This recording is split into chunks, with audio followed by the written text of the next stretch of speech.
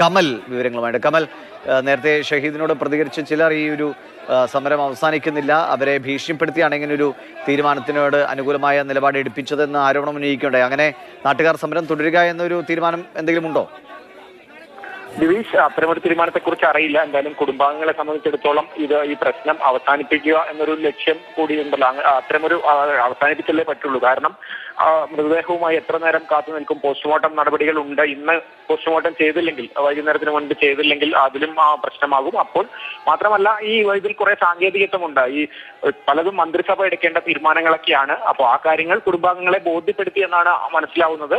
അതിൽ തീരുമാനമുണ്ടാകും, കൃത്യമായ ശുപാർശ നൽകും, ഫോളോ അപ്പ് ഉണ്ടാകുമെന്ന് MLA ഉൾപ്പെടെയുള്ളവർ ബോധ്യപ്പെടുത്തി. അല്ലാതെ മാനന്തവാടി സബ് കളക്ടർ ഓഫീസിൽ വെച്ചെടുക്കാവുന്ന തീരുമാനങ്ങളല്ല എല്ലാ ആവശ്യങ്ങളും. അത് ബോധ്യപ്പെടുത്തി എന്നാണ് മനസ്സിലാവുന്നത്. എന്താണെങ്കിലും ആ പോസ്റ്റ്മോർട്ടത്തിന് എല്ലാം സജ്ജമാണെന്ന ജില്ലാ മെഡിക്കൽ ഓഫീസർ അറിയിച്ചിട്ടുണ്ട്. എല്ലാ കാര്യങ്ങളും അവിടെ സജ്ജമാണ്. പെട്ടെന്ന് തന്നെ പോസ്റ്റ്മോർട്ടം നടക്കും. അതിനുശേഷം പടമലയിലേക്ക് മൃതദേഹം കൊണ്ടുവരും. ബാക്കി കാര്യങ്ങളൊക്കെ കുടുംബമായിരിക്കും തീരുമാനിക്കുക. ഇപ്പോൾ പടമലയിൽ ദൗത്യസംഘം, വനംവകുപ്പ് ആനയുടെ ദൗത്യത്തിനുള്ള പ്രാഥമിക ഒരുക്കങ്ങൾ തുടങ്ങിക്കഴിഞ്ഞിട്ടുണ്ട്.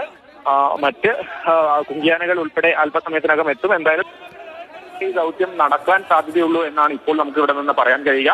കാരണം സമയം 5 മണിയാകുന്നു, ഒരുക്കങ്ങളെ തുടങ്ങിയിട്ടുള്ളൂ. കുങ്കിയാനകളടക്കം എത്തുന്നേ വലിയ സന്നാഹങ്ങളാണ്. കൂടുതൽ വെറ്റിനറി ഡോക്ടർമാരോട് മാനന്തവാടിയിൽ എത്താൻ ആവശ്യപ്പെട്ടിട്ടുണ്ട്. കർണാടകയിൽ നിന്ന് കുങ്കിയാനകൾ വരുമെന്ന് പറയുന്നു. മുത്തങ്ങയിൽ നിന്ന് തന്നെ 2 ആനകളാണ് ഇപ്പോൾ ഈ പരിസരത്ത് സമീപത്ത് എത്തിയിട്ടുള്ളത്.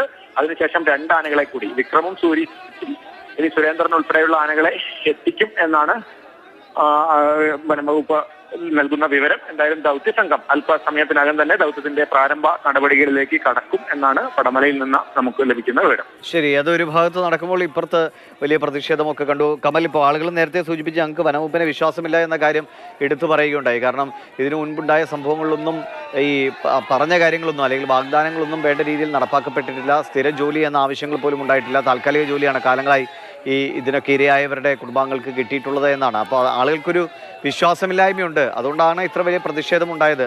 പിന്നീട് കേട്ട ഈ എതിരഭിപ്രായം അതുകൊണ്ടാകാം അല്ലേ? ദിവിഷ്, സ്വാഭാവികമായും അതുകൊണ്ടാകാം. വനംവകുപ്പ് സാധാരണഗതിയിൽ ചെയ്യുക അവർക്ക് വാച്ചർ ജോലിയാണ്, താൽക്കാലികമായി ഡ്രൈവർ ജോലി, വാച്ചർ ജോലിയൊക്കെയാണ് നൽകാൻ കഴിയുക. സ്ഥിരം ജോലി നമുക്കറിയാവുന്നതുപോലെ ഒരു മന്ത്രിസഭാ തീരുമാനമുണ്ടെങ്കിൽ മാത്രമേ ഗവൺമെന്റ് തലത്തിൽ സ്ഥിരം ജോലി നൽകാൻ കഴിയുകയുള്ളൂ. അത് മന്ത്രിസഭ തീരുമാനിക്കുക തന്നെ വേണം.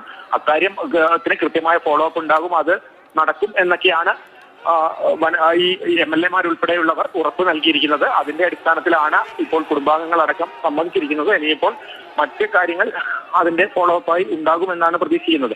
നേരത്തെ പലർക്കും താൽക്കാലിക ജോലിയാണ് നൽകിയത് എന്നുള്ളത് ശരിയാണ്. പക്ഷെ അത് ആ തരത്തിലെ അല്ലെങ്കിൽ മന്ത്രിസഭാ യോഗ തീരുമാനം വേണം എന്നുള്ളതാണ് അതിന്റെ സാങ്കേതികമായ വശം. ശരി, ഷഹീദ് കൂടി ചേർന്നുണ്ട്. ഷഹീദിനോടാണ് നേരത്തെ അങ്ങനെ ഒരു എതിരഭിപ്രായ പ്രതികരണം ഉണ്ടായത്. ഷഹീദ്, എന്താണ് അങ്ങനെ ഒരു സമരം തുടരുക എന്ന ആവശ്യമുണ്ടോ? ഈ ബന്ധുക്കളെ ഭീഷണിപ്പെടുത്തിയാണ് ഇതിനൊക്കെ സമ്മതിപ്പിച്ചത് അല്ലെങ്കിൽ അനുകൂല തീരുമാനമെടുപ്പിച്ചത് എന്നൊരു വാദം ഉണ്ടോ ആളുകളുടെ ഇടയിൽ? ദിവിഷ്, അത് അങ്ങനെ അഭിപ്രായ പ്രകടനമൊക്കെ നാട്ടുകാരുടെ ഭാഗത്തു നിന്നും പല കോണുകളിൽ നിന്നും ഉയരുന്നുണ്ട്. ആ പ്രതിഷേധം അങ്ങനെ നിലനിൽക്കുകയും ചെയ്യും. പക്ഷേ ഇപ്പോൾ നമ്മുടെ ഏറ്റവും മുമ്പിലുണ്ടായിരുന്ന കാര്യം അജീഷിന്റെ മൃതദേഹം വെച്ചുകൊണ്ടുള്ള പ്രതിഷേധമായിരുന്നു. ആ പ്രതിഷേധം ഇപ്പോൾ ഇവിടെ അവസാനിച്ചിട്ടുണ്ട്. ജില്ലാ കളക്ടറെ പോലീസ് സംരക്ഷണത്തോടുകൂടി പോലീസിന്റെ വാഹനത്തിലാണ് ജില്ലാ കളക്ടർ സേതുരാജ് ഇപ്പോൾ ഇവിടുന്ന് പോകുന്നത്. ആ ദൃശ്യങ്ങൾ നമുക്ക് ഇവിടുന്ന് കാണാൻ സാധിക്കുന്നുണ്ട്. കാരണം ഈ നേരത്തെ സൂചിപ്പിച്ചതുപോലെ ഈ പ്രതിഷേധം അവസാനിപ്പിക്കാൻ വേണ്ടി അല്ലെങ്കിൽ അജീഷിന്റെ മൃതദേഹം സംസ്കരിക്കാനുള്ള നടപടിയിലേക്ക് നീങ്ങാൻ വേണ്ടി കുടുംബം തീരുമാനിച്ചു. സർക്കാരിന്റെ ഉറപ്പ് അംഗീകരിക്കാൻ കുടുംബം തീരുമാനിച്ചു. പക്ഷേ അപ്പോഴും അത് മതിയാകില്ല, ആ ഉറപ്പുകൾ മതിയാകില്ല, കടലാസ് ഉറപ്പുകളല്ല വേണ്ടത് എന്നുള്ള അതിവൈകാരികമായ ഒരു പ്രതിഷേധവും അല്ലെങ്കിൽ ആ രീതിയിലുള്ള ആവശ്യവും ജനക്കൂട്ടം ഉയർത്തുന്നുണ്ട്. പക്ഷേ അതുകൊണ്ട് തന്നെ സുരക്ഷാ പ്രശ്നങ്ങളുണ്ട്. പോലീസ് വാഹനത്തിലാണ് ഇപ്പോൾ ജില്ലാ കളക്ടർ ഓഫീസിൽ നിന്നും ഇപ്പോൾ മാറ്റിയത്. മണിക്കൂറുകൾ നീണ്ട ചർച്ചയായിരുന്നു. അത്രത്തോളം വൈകാരികമായ സാഹചര്യം ചുറ്റുപാടും ഉണ്ട് എന്ന് മനസ്സിലാക്കിക്കൊണ്ട് ശരിയാണ്.